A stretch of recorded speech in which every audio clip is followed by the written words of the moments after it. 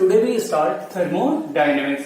Thermodynamics में last lecture हमने देखा था about to first law of thermodynamics. किसके अबाउट देखा था? फर्स्ट लॉ ऑफ थर्मोडायनेमिक्स के अबाउट। आज अपन बात करेंगे फर्स्ट लॉ ऑफ थर्मोडायनेमिक्स के बेस्ड पे प्रॉब्लम जो आता है। किस पे? थर्मोडायनेमिक्स पे बेस्ड प्रॉब्लम, थर्मोडायनेमिक्स के फर्स्ट लॉ पे बेस्ड प्रॉब्लम। ध्यान दें यहाँ पे एक बार रिकैप देता है। यहाँ पे फर्स्ट लॉ ऑफ थर्मोडायनेमिक्स था क्या?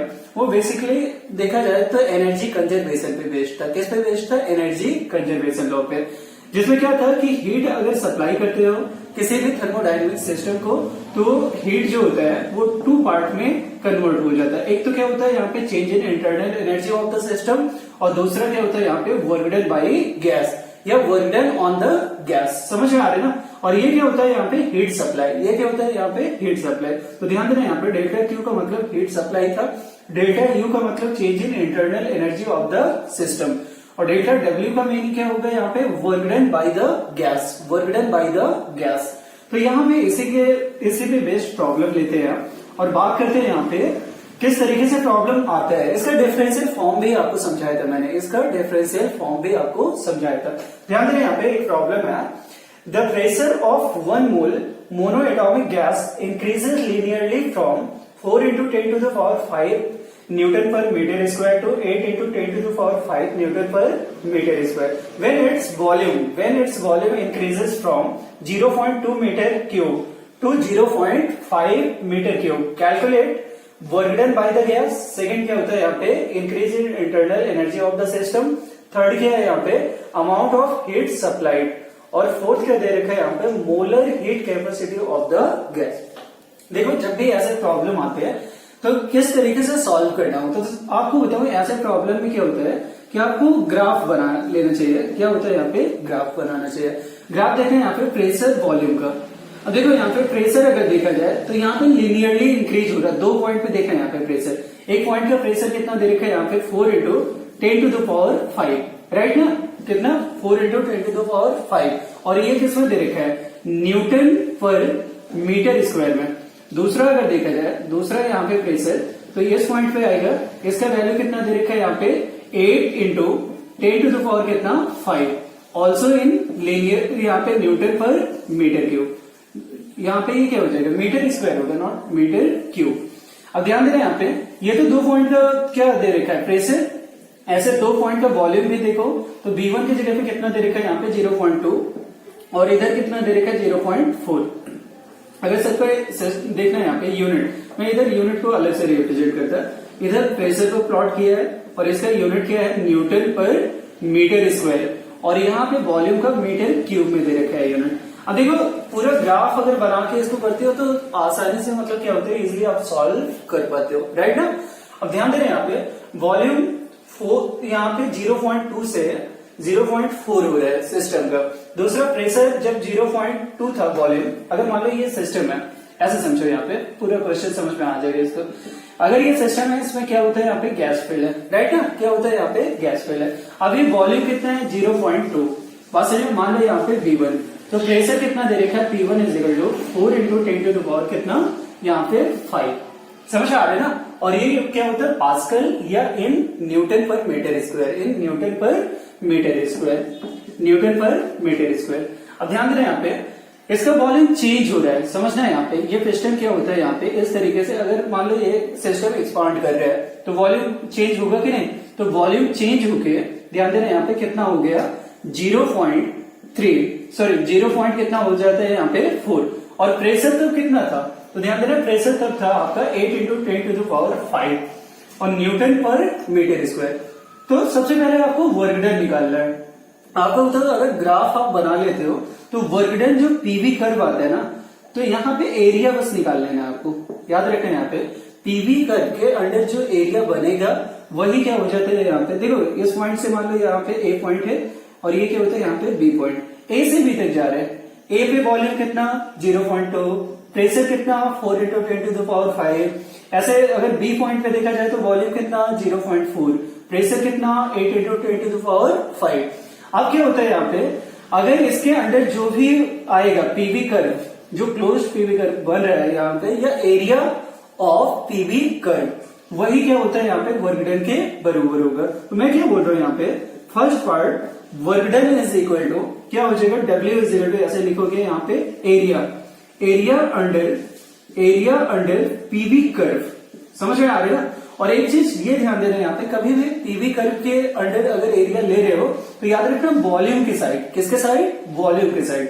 नहीं तो गलती से क्या होता है कि दो ग्राफ हमें दिख रहे हैं, एक तो इधर प्रेशर के साइड पे दिख रहा है जो ब्लैंक है, मतलब ऐसे इधर कुछ भी साइडेड वगैरह नहीं दिखाया मैंने, और इधर जो साइडेड साइड है मतलब वॉल्यूम के साइड है, दो एरिया दिख रहा है कि नहीं। तो यहाँ पे ये ध्यान दे रहे हैं, केयर करना है यहाँ पे, जब भी क्वेश्चन या प्रॉब्लम सॉल्व कर रहे हो तो याद रखना प्रॉब्लम सॉल्व करते वक्त अभी आप प्रेशर के साइड नहीं लेना है एरिया, किसके साइड लेना है यहाँ पे, वॉल्यूम के साइड। किसके साइड लेना है हमें, वॉल्यूम के साइड। तो ध्यान दे रहे हैं यहाँ पे एरिया क्या बन रहा है, तो आप ये देखो यहाँ पे एरिया टू पार्ट में डिवाइड हो जाएगा कि नहीं, एक ट्राइंगल का एरिया और एक क्या होता है यहाँ पे रेक्टेंगल का, लाइक एज ए ट्रेपीजियम। बात समझ में, ट्रेपीजियम। तो ट्रेपीजियम को अगर देखा जाए तो हाफ इंटू क्या होता है यहाँ पे, सम ऑफ पैरेलल साइड। अब पैरेलल साइड क्या होगा, तो ये A और B, इसको मान लो यहाँ पे C और इसको क्या मान रहे हैं यहाँ पे D पॉइंट। तो ध्यान देना यहाँ पे AC और BD क्या है, एक दूसरे के पैरेलल है, तो सम ऑफ पैरेलल साइड, बात समझ आ रही ना। तो यहाँ पे क्या जब फाइंड करते हैं यहाँ पे एरिया, तो याद रखना यहाँ पे सम ऑफ क्या होता है, पैरेलल साइड इनटू क्या हो जाएगा यहाँ पे सेपरेशन बिटवीन देम। कहने का मतलब क्या होता है, सम ऑफ पैरेलल साइड कितना होगा, तो यहाँ पे AC प्लस क्या होता है यहाँ पे BD, AC प्लस कितना हो जाएगा BD और इनटू क्या हो जाएगा यहाँ पे CD। समझो यहाँ पे क्या बोला, अगर मैं ट्रेपीजियम बोलता हूँ, ये पूरा एरिया दिख रहा है ना, ट्रेपीजियम तो समझ में आता है ना, इस तरीके से बनता है, इसको क्या बोलते हैं, ट्रेपीजियम। ये ध्यान देना यहाँ पे, ये दोनों लाइन क्या है, एक दूसरे के पैरेलल है, तो सम ऑफ यहाँ पे पैरेलल साइड और इनटू क्या होता है यहाँ पे सेपरेशन बिटवीन देम, राइट ना। तो वही यहाँ पे लगा रहा हूँ, सेपरेशन दोनों के बीच में क्या होगा, CD लाइन, और यहाँ पे AC और BD क्या है यहाँ पे पैरेलल साइड है, AC और क्या होता है यहाँ पे BD पैरेलल साइड है। अब वैल्यू रख दो यहाँ पे, वैल्यू देखना है यहाँ पे, हाफ AC के प्लेस पे कितना आएगा, तो ध्यान देना यहाँ पे AC के प्लेस पे अगर देखा जाए तो यहां से यहां तक का change 4 into 10 to the power 5, तो मैं क्या बोल रहा हूँ यहाँ पे 4 प्लस क्या होता है यहाँ पे 8, यहां से यहां तक का लेंथ कितना हो जाएगा 8, और 10 टू द पावर दोनों में 5 कॉमन है, बाहर कर लिया ब्रैकेट से, राइट ना भाई। यहाँ पे 4 इंटू 10 टू द पावर 5 किसके प्लेस पे, AC के, और BD के प्लेस पे अगर देखा जाए तो 8 इंटू 10 टू द पावर 5, अगर दोनों को ऐड करके 10 टू द पावर 5 तो कॉमन कर सकते हो ना, और इंटू क्या हो जाएगा CD का वैल्यू कितना, तो यहाँ पे 0.4 माइनस 0.2 निकल आएगा कि नहीं। देखो यहां से यहां तक का लेंथ कितना है 0.4, वॉल्यूम में देखा यहाँ पे 0.4 और ये कितना है 0.2, तो ये कितना बचेगा 0.4 माइनस 0.2, तो ये कितना आ जाएगा यहाँ पे 0.2, ठीक है ना। अब इसमें तो कुछ 10 टू द पावर कुछ लगा नहीं है, तो यहाँ पे एस नोट कर लिया। अब ध्यान देना यहाँ पे इस 2 से इसको कैंसिल करोगे तो आ जाएगा यहाँ पे, और ये 4 और 8 ऐड किया तो कितना आएगा, तो ध्यान देना 12, और इधर 10 to the power 5 into 0.1 means कितना होता है यहाँ पे 12, 1.2, इसको 0.1 से मल्टीप्लाई करोगे यहाँ पे 12 को तो कितना आएगा 1.2, और इंटू कितना आता है यहाँ पे 10 टू द पावर 5, और ये क्या आ जाएगा यहाँ पे इन जूल। तो देखो यहाँ पे फर्स्ट यहाँ पे सॉल्व हो जाता है work done by the gas, और देखो साइन तो पॉजिटिव लिया ना, work done by the gas, या एक्सपांसन का केस है ऐसे भी बोल सकते हैं। यहाँ पे एक्सपांसन का केस है कि नहीं, वॉल्यूम बढ़ रहा है तो साइन क्या लेना होगा वर्क डन का, पॉजिटिव। अगर वॉल्यूम कम हो रहा होता तो क्या होगा, नेगेटिव साइन लेते हैं। तो वैसे तो सोच लेना चाहिए था आपको, सोचना चाहिए हमें। यहाँ पे 0.2 से 0.5 एक मिस्टेक किया है मैंने, यहाँ पे 0.5 बोला है और यहाँ पे 0.4 गलती से लिख गया है, इसको 5 बना लो, ध्यान देना। यहाँ पे ये क्या हो जाएगा 0.5, तो चेंज कितना हो जाएगा 0.3 का, समझ आ रहा है ना। तो ये कैंसिल नहीं होगा, एक मिनट रुकना है यहाँ पे, ये चीज कैंसिल नहीं होगा।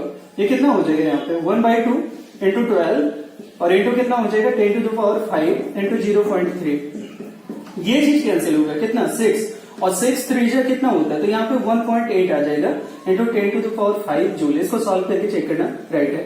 यहाँ पे एक मिस्टेक किया था मैंने, यहाँ पे 0.5 गिवन है और हमने क्या लिखा था यहाँ पे 0.4, समझ में आ रहा है ना। लेकिन प्रोसेस समझा कि नहीं, किस तरीके से मैंने वर्क डन फाइंड किया, पूरा डेटा दे रखा था, पहले ग्राफ प्लॉट किया, अब ग्राफ के हेल्प से हमने वर्क डन का वैल्यू निकाला है, समझ में आ रहा है। वैसे वैल्यू देख के निकालना थोड़ा टफ है, क्योंकि हमें तो एक ही फॉर्मूला पता है, P W is equal to P into क्या होता है डेल्टा V, तो ये कब, जब प्रेशर कांस्टेंट होता है, ये तब अप्लाई होता है फॉर्मूला जब प्रेशर क्या होता है, कांस्टेंट। और यहाँ पे प्रेशर भी वेरी कर रहा है, तो बेस्ट है कि आप क्या करो, ग्राफ बना लो, और ग्राफ से सॉल्व करोगे तो इजिली सॉल्व हो जाता है। तो ध्यान देना, यहाँ पे एक चीज हमने सॉल्व कर लिया, यहाँ पे वर्क डन का वैल्यू क्या मालूम कर लिया, यहाँ पे वर्क डन का वैल्यू। अब वर्क डन का वैल्यू कितना आया, तो ये मैं साइड में लिख ले रहा हूँ, क्योंकि अभी बाद में डेटा की जरूरत पड़ेगी, ठीक है ना। फिर दूसरा, क्योंकि इतना बोर्ड इतना बड़ा नहीं है, ये सारी चीजें मतलब नोट कर सकते हैं अपन बोर्ड पे पूरा। तो ध्यान दे रहे हैं यहाँ पे फर्स्ट में क्या निकला है, यहाँ पे 1.8 इंटू 10⁵ जूल, और ये किसका वैल्यू आ रहा है, तो ध्यान दे रहे हैं यहाँ पे वर्क डन का। ये किसका वैल्यू निकल के आया, वर्क डन का। वर्क डन कितना हो रहा है यहाँ पे, बाय द गैस, ये बाय गैस। और सेकेंड देखना है यहाँ पे चेंज इन इंटरनल एनर्जी या इंक्रीज इन इंटरनल एनर्जी। ध्यान दे रहे हैं यहाँ पे increase in internal energy for 1 मोल। अब ये ध्यान देना है यहाँ पे, ये जो प्रेशर है 1 मोल गैस है ना, तो आप बताओ चेंज इन इंटरनल एनर्जी का फॉर्मूला क्या होता है, NCB डेल्टा T होता है कि नहीं, क्या होता है यहाँ पे NCB डेल्टा T, राइट ना। अब 1 मोल के लिए N का वैल्यू कितना लिखा जाएगा, 1, और CV समझना है यहाँ पे स्पेसिफिक हीट होता है एट कांस्टेंट वॉल्यूम, इसका वैल्यू क्या होता है F/2R, समझ आ रहा है। और इंटू क्या हो जाएगा यहाँ पे डेल्टा T, इंटू कितना हो जाएगा डेल्टा T। अब ध्यान दे रहे हैं यहाँ पे मैं क्या बोल रहा हूँ कि यहाँ पे मोनो एटॉमिक गैस है, डिग्री ऑफ फ्रीडम कितना आएगा 3, तो F की जगह पे 3, और ये R, ध्यान दे रहे हैं यहाँ पे ये R है, और इधर क्या होता है यहाँ पे T2 माइनस कितना हो जाएगा यहाँ पे T1, तो इसको 3/2 और R T2 माइनस कितना बना सकते हो यहाँ पे R T1। देखो ये कैसे है, तो यहाँ पे लिखा, इसी चीज को मैं क्या बोल रहा हूँ 3/2, और क्या लिख सकते हो यहाँ पे P2V2 माइनस क्या हो जाएगा P1V1। अब कैसे ये लिखा जाएगा, ये टर्म बहुत इंपॉर्टेंट है समझना आपको। तो you know that PV is equal to nRT, PV is equal to क्या होता है nRT। तो ध्यान दे रहे हैं यहाँ पे N क्या है, नंबर ऑफ मोल, N क्या है number of mole, number of mole कितना दे रखा है 1, नंबर ऑफ मोल कितना दे रखा है 1। तो आप मुझे बताओ PV is equal to RT लिख सकते हो कि नहीं। तो अगर यहाँ पे 2 रहेगा तो यहाँ पे 2 लगाओगे, अगर यहाँ पे क्या रहता है यहाँ पे 1, अगर टेम्परेचर क्या होता है इनिशियल स्टेट में, तो यहाँ भी 1 लेना होगा ना, initial state of pressure and volume लेना होगा कि नहीं। तो वही चीज यहाँ पे RT2 के प्लेस पे P2V2, RT1 के प्लेस पे P1V1, राइट ना। अब क्या करते हैं यहाँ पे वैल्यू रख देते हैं, ठीक है। यहाँ तक नोट किया, इसको नोट कर लेना है यहाँ पे, तो समझो यहाँ पे मैं डायरेक्टली ऐसे इसको रफ कर रहा हूँ, ठीक है।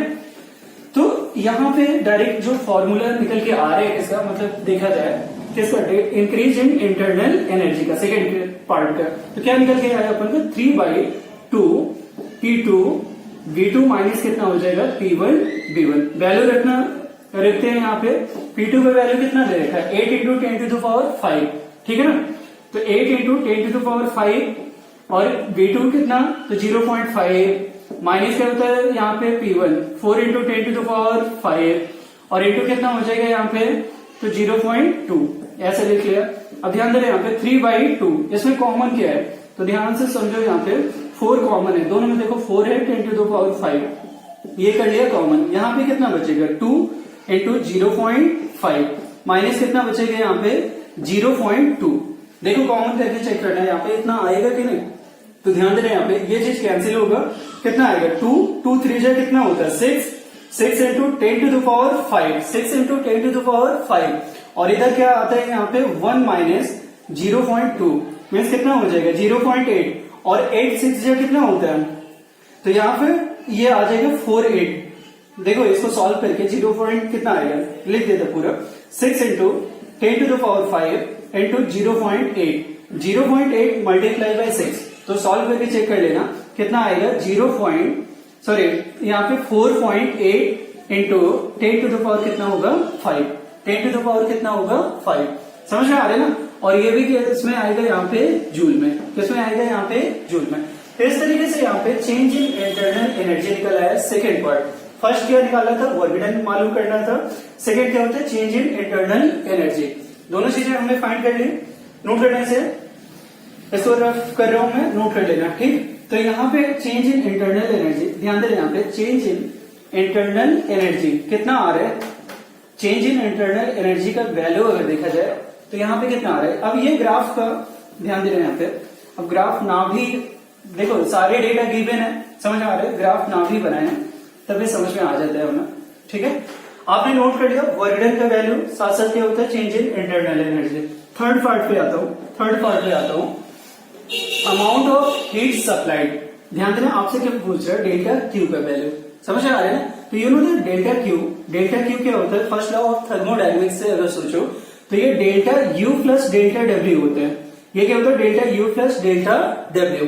डेल्टा यू के प्लेस पे क्या लिखोगे, तो अभी फाइंड क्या था 4.8 और into 10 to the power 5, work done 1.8 into 10 to the power कितना आ जाएगा, तो यहाँ पे ये 1.8 इंटू 10 टू द पावर 5।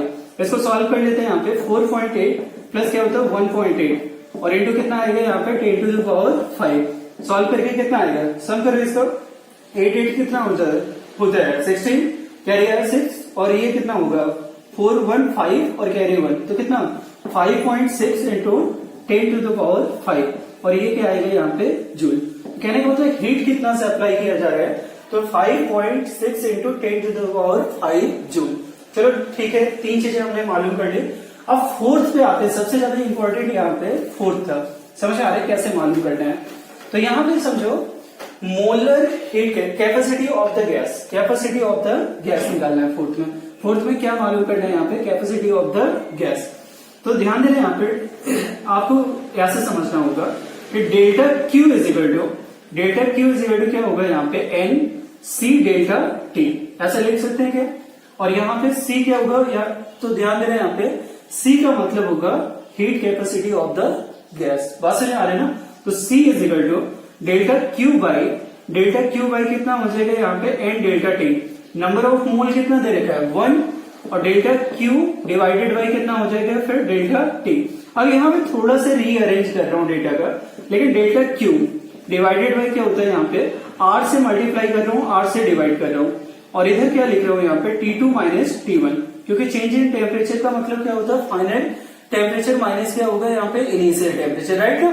तो ध्यान देना यहाँ पे डेल्टा क्यू का वैल्यू पता है, डेल्टा क्यू हमें मालूम है और ये क्या होता है यहाँ पे आर इंटू क्या हो जाएगा आर, और नीचे अगर देखा जाए तो ये क्या होता है यहाँ पे RT2 माइनस क्या होता है यहाँ पे RT1, ठीक है ना। RT2 माइनस कितना हो जाएगा यहाँ पे RT1। तो इस तरीके से अगर देखा जाए तो ये क्या आ जाएगा यहाँ पे इसके प्लेस पे। अब ध्यान देना यहाँ पे delta Q R divided by P2 V2 minus क्या होगा यहाँ पे P1 V1। बना सकते हो ना ऐसा फॉर्म लिख सकते हो। अब ध्यान देना यहाँ पे वैल्यू रखते हैं, डेल्टा क्यू का वैल्यू अभी सॉल्व किया कितना आ रहा था 5.6 इंटू 10 टू द पावर कितना आया था 5 और आर का वैल्यू याद रखना 8 पॉइंट कितना होता है 31 डिवाइडेड बाई P2 V2। तो P2 V2 और ये माइनस साइन है यहाँ पे ध्यान देना माइनस है, तो प्रेशर कितना 8 और इंटू कितना 0.5 माइनस कितना 4 इंटू 0 पॉइंट कितना हो जाएगा यहाँ पे 2, समझ आ रहा है ना। और यहाँ पे 10 टू द पावर 5 कॉमन ले लिया, क्या किया समझाता है यहाँ पे। प्रेशर का वैल्यू कितना दे रखा है final 8 into 10 to the power 5, initial कितना दे रखा है 4 इंटू 10 टू द पावर 5, समझ आ रहा है। वैल्यू रखो और 10 टू द पावर 5 दोनों में कॉमन कर लो, 10 टू द पावर 5 क्या होता है यहाँ पे कॉमन कर लो।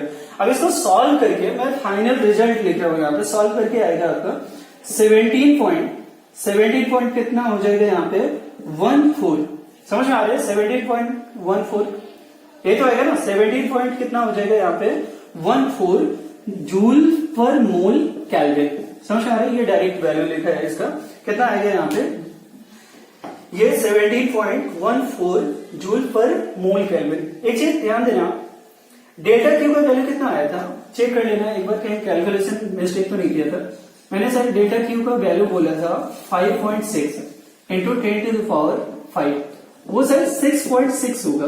कैलकुलेट देख लेना, कैलकुलेशन में ऐड करके चेक करना, देख लेते ना 4.8 प्लस क्या होता है 1.8, समझ आ रहा है ना। ये किसके बराबर है डेल्टा क्यू के, समझ आया। और इंटू क्या हो जाएगा यहाँ पे 10 टू द पावर कितना 5, तो इसको सॉल्व करोगे तो आएगा 6.6 और इंटू 10 टू द पावर 5, तो ये जो लिखा है हमने ये आएगा 6.6, समझ आ रहा है ना। अभी कैलकुलेशन देखा था आंसर से तो वो आ रहे हैं डेल्टा क्यू का वैल्यू 6.6, मैंने क्या बोला था 5.6, वो थोड़ा सा रॉन्ग था, राइट ना। तो ऐड करके चेक कर लेना खुद से 6 पॉइंट कितना आएगा यहाँ पे 6। इस तरीके से देखा जाए तो 4 चीजें हमें मालूम करने थे, समझ आ रहे एक प्रॉब्लम पे। एक वर्क डन मालूम करना था, दूसरा इंक्रीज इन इंटरनल एनर्जी, तीसरा अमाउंट ऑफ हीट सप्लाइड, और लास्ट क्या मालूम करना था, molar heat capacity of the gas, molar heat capacity of the gas. चारों चीजों को अच्छे से समझा। वर्क डन ग्राफ से इजिली सॉल्व हो सकता है क्योंकि प्रेशर चेंज हो रहा था, इसलिए ग्राफ का यूज किया। दूसरा इंक्रीज इन इंटरनल एनर्जी के लिए सिंपल लॉजिक है, delta Q is equal to क्या हो जाएगा, तो आप ध्यान देना एन सीबी डेल्टा टी, क्योंकि कांस्टेंट वॉल्यूम पे ही लिया जाता है चेंज इन इंटरनल एनर्जी को, उसका भी लॉजिक समझाऊंगा अभी, ठीक है, बाद में। इसके आगे 1-2 लेक्चर में समझ में मतलब बोलते हुए कैसे क्या हुआ है। और थर्ड क्या होगा, अमाउंट ऑफ हीट सप्लाइड, इसके लिए फर्स्ट लॉ ऑफ थर्मोडायनेमिक्स से अप्लाई कर दिया है। और लास्ट में molar heat capacity of the gas. तो आपको बताओ ये कांस्टेंट प्रेशर या कांस्टेंट वॉल्यूम नहीं बोल रहा है, तो सीधे सीधे जितना हीट में आपने गैस सप्लाई किया और जितना चेंज आया टेम्परेचर का, दोनों का रेशियो विद नंबर ऑफ मोल, लेकिन नंबर ऑफ मोल